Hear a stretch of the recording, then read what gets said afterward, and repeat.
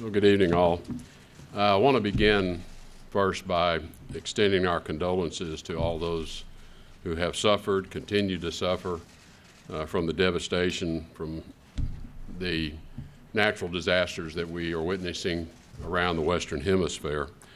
Obviously, this succession of massive hurricanes in the Caribbean are really testing, I think, the will and the spirit of the people that live in that area. And it's also testing our response capabilities. What I would tell you is our response capabilities have been extraordinary. We're really grateful for the cooperation with other nations. As you know, there are many nations involved in these string of islands that have been affected, and the cooperation has just been tremendous in terms of our ability to address the needs of our own citizens, the American people that are in those areas, but also to work cooperatively with other nations and help them as well. Also want to extend our thoughts to the people of Mexico. Let them know that we stand with you in the aftermath of two very bad and massive earthquakes.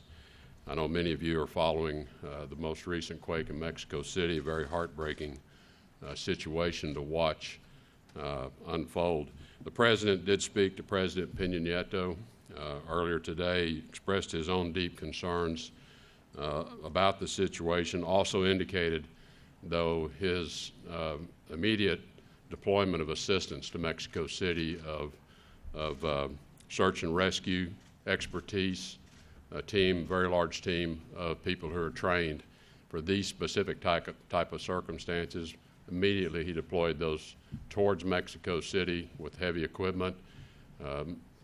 President Peña Nieto obviously thanked the President for that, said he welcomed and accepted that assistance, and the President assured him if there are other ways in which we can help, notwithstanding the fact that we're continuing to deal with some significant aftermaths of Hurricane Harvey, Hurricane Irma, and now to the extent we will be dealing with Hurricane Maria. This, I think, is a real testament to the relationship between the United States and Mexico. And again, our thoughts and prayers are with the Mexican people as they're dealing with this terrible tragedy, and again, ready to help them in any way we can. I know you want to get to your questions quickly, so I'm not going to make a long number of comments, just to make a couple of remarks. I did just come from a meeting of the parties responsible for the JCPOA, the Iranian nuclear deal. This was a ministerial level meeting that the EU High Commissioner convened so that we could have an exchange of views around the table of all the parties to the agreement as to how implementation is performing. It was not a technical discussion. It was a political discussion of the political aspects. So we had a very open and candid exchange of all of the parties to that agreement. I hope it was useful to others. I found it useful to hear their perspectives.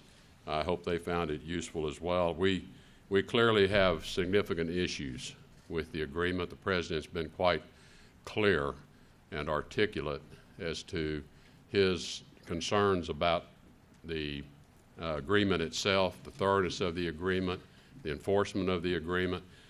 And I think really, as he has said it, and I've said many times as well, that when one looks at, he uses the word spirit of the agreement, I use the word expectations of the agreement, that even contained in the preamble of the agreement, there was a clear expectations of the parties who were negotiating this nuclear deal, that a conclusion of the nuclear agreement would set aside, obviously, a serious threat to the region and to the relationship, and that by doing so, this would allow the parties to seek a more stable, peaceful region.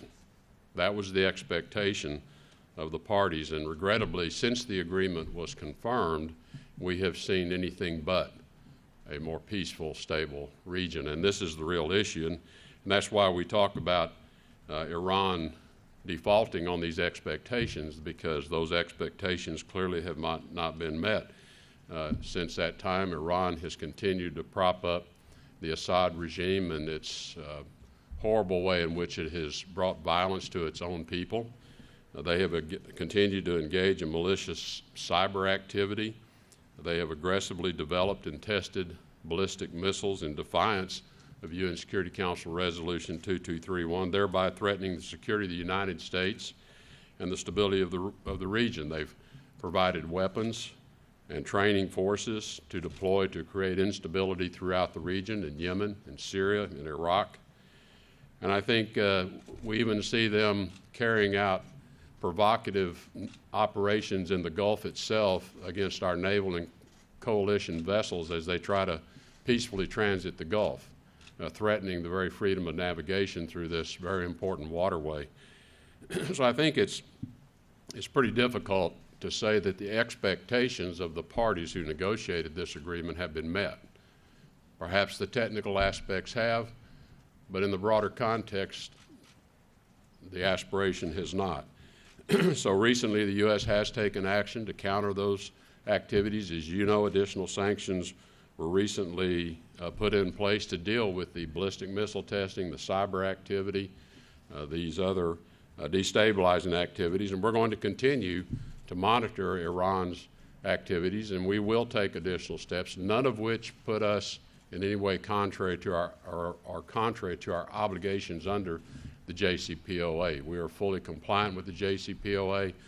The activities we are sanctioning Iran for carrying out are not covered under the technical agreement of the JCPOA itself.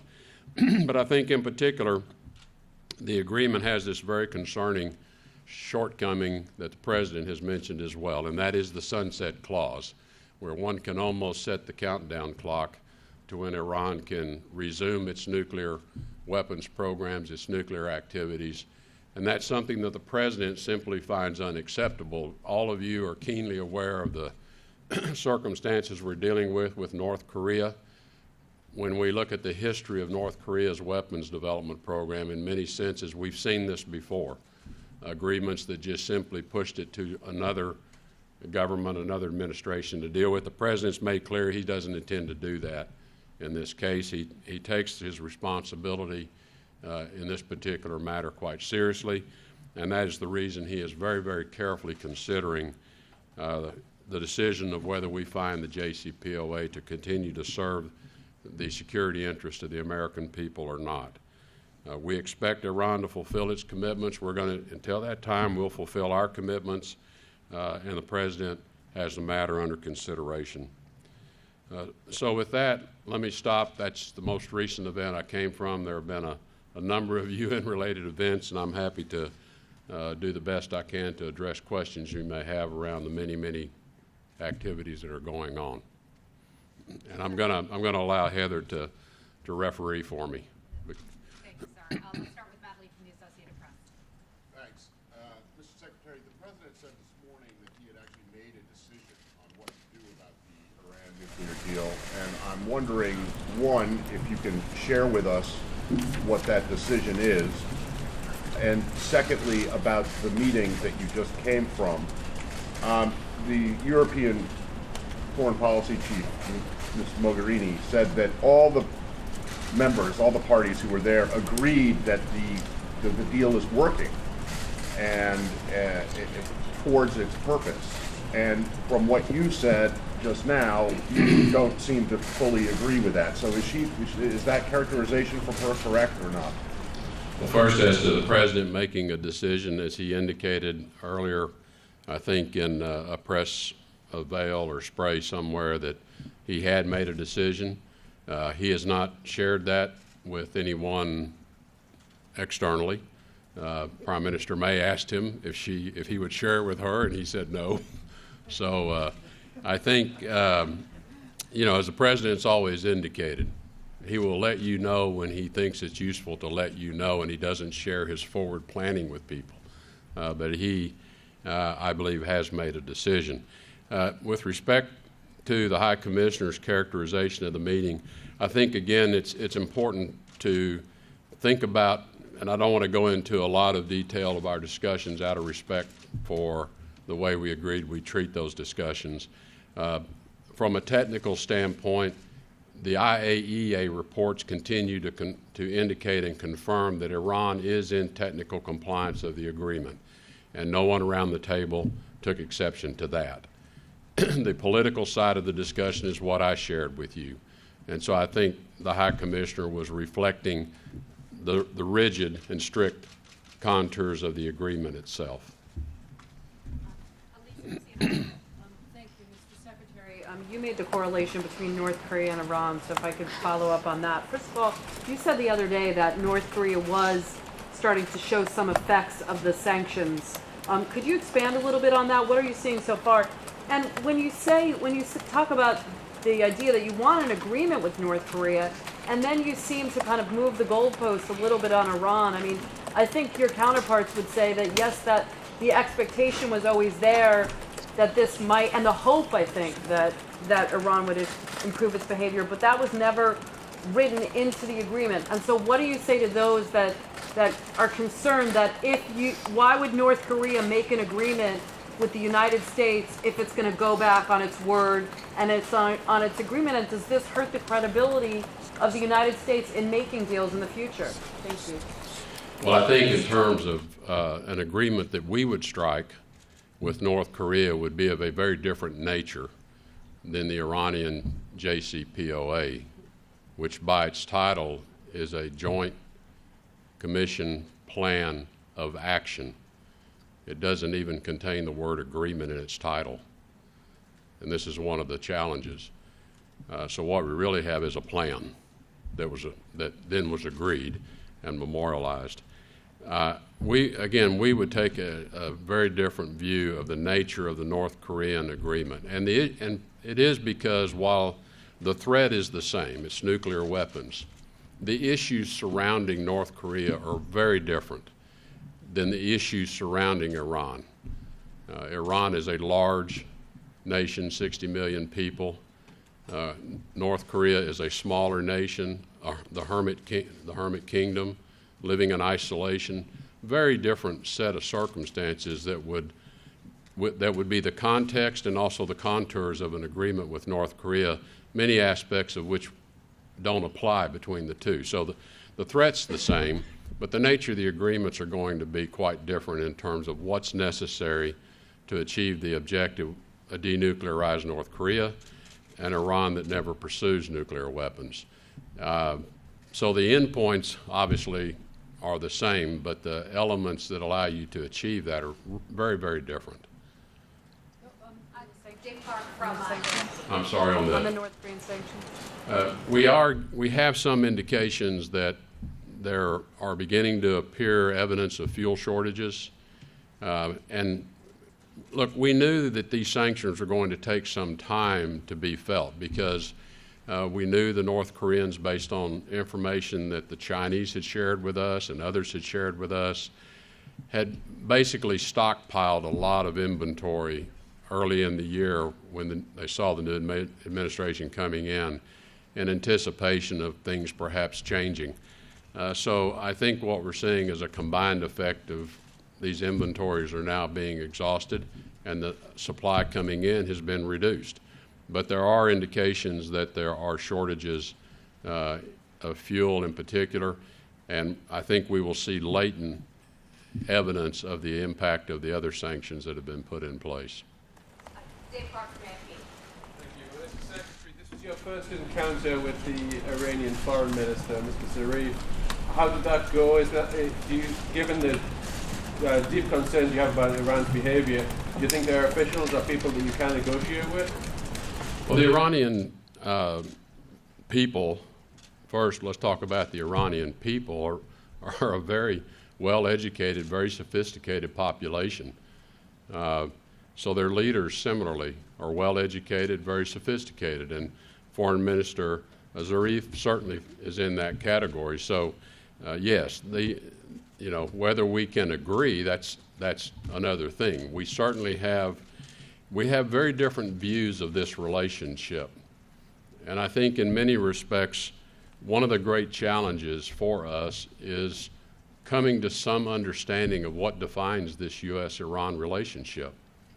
Because it's not a particularly long-standing relationship. It's only been in the current relationship in place for about 40 years. It was born out of the revolution with our embassy being seized. It's been scarred by terrible attacks against our men and women in uniform enabled by Iranian capability.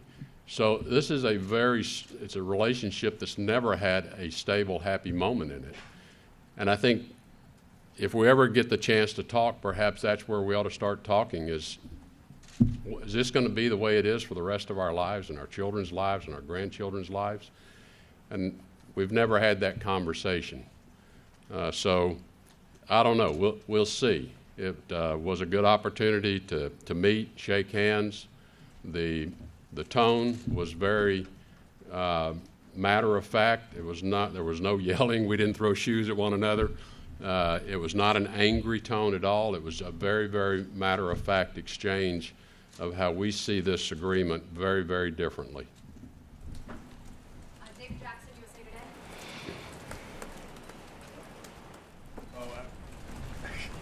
Today. Secretary Tillerson, why is Mr. Trump keeps suggesting that he's going to kill the Iran deal, but he won't tell us exactly what he's going to. Why is he stringing this out, and why is he speaking of the agreement in the way that he is? All in due time. Why not go ahead and say what the decision is now rather than keep people in suspense? Well, there is additional work that goes with that decision. So, I mean, yes, it's very easy to make a unilateral decision and say I'm doing it and then, let the cards fall where they may, let the dust hit the ground where it hits. But in terms of how do we want to prepare ourselves and others for a decision? So I think the president, I think he's going about it in the correct way. He's being very deliberative. He has heard he's heard the arguments from both sides. If no one wanted to make that argument, then someone would put that case together and say, but we have to think about it from this perspective. He's listened to all of that, and I think we've had sufficient time to get our own kind of direct understanding of this agreement and how it functions and see how the implementation works, see how the IEEA works. And so I think the time has come for a decision to be made, and it is the president that has to make the decision, and he has really considered the input, thinking about it from all the angles. And so, I didn't know he was going to say today he's made a decision. I knew he had, but I didn't know he was going to say he had. So if he had just not said that, you wouldn't have been asking me this question. If he does recertify, what happens then? Mr. Secretary, thank you very much. President Rouhani said today there would be no alterations to the existing deal and that it would be, frankly, a waste of time, he said, to talk to the Trump administration about a new one. He also said the Iranian people deserve an apology for President Trump's insulting UN address. All of this together looks like the atmosphere to diplomacy is getting worse. How do you respond to this? Well, first, as a long-time negotiator, I learned to never say never. And second, it always gets the darkest before you might have a breakthrough. So you think one is possible? As I've said to people many times, as the nation's chief diplomat, I better be the most optimistic person standing in the room. Final question, Jeff Mason from Reuters. Thank you very much. Mr. Secretary, if the president decides or has decided to end this agreement, one of your jobs, no doubt, would be to articulate that to some of your other allies who are pressing the U.S. to stay in. Have you laid the groundwork for that? And you said, let me just throw one more question. Okay. You said you had a matter-of-fact conversation with your Iranian counterparts. Can you envision having that kind of a conversation with North Korea? I'll take the second question first. I don't know whether I can have the same kind of a matter-of-fact discussion with North Korea because we don't know how their means of communication and behavior will be. We have very, very limited contact with their representative here at the UN from time to time. But how the decision maker or the people that are closer to the decision maker are going to behave is something we will have to understand and learn. So I can't really answer that question. The first part of your question was. Reaching out to allies that Yes. the U.S. Well, the allies have known because President Trump, it was talked about in his campaign. He's continued to talk about it every time the we had to come up on the 90-day certification. He's talked about it. So we have been in discussion with our allies for quite a long time. And I have been in contact with my counterparts, including I've been in contact with heads of state that are signatories to the agreement. It was up for discussion when I was in London last week. So we've had a lot of exchange over how would they view this, how would this affect them. One of the things that and I mentioned all these other activities of Iran that we think really do violate the expectation and that we are sanctioning them for those. We also have been making the case to our allies that you share our concern about Iran's behavior. Please join us in sending that strong message to them, and you're not violating the agreement. And I think they are looking more carefully. I think there's been a bit of a hesitancy because of their commitment to the agreement to think about sanctioning some of these same activities. We believe they're now looking more carefully and seriously at that as a means to push back on this other behavior of Iran's that they agree with us is just simply unacceptable. So in the answer to your original question, there's been a lot of dialogue about it, a lot of discussion. So we've heard from them, and we've listened a lot to them as we've walked up to making our own decision. One last question, sir. Thank you, everyone.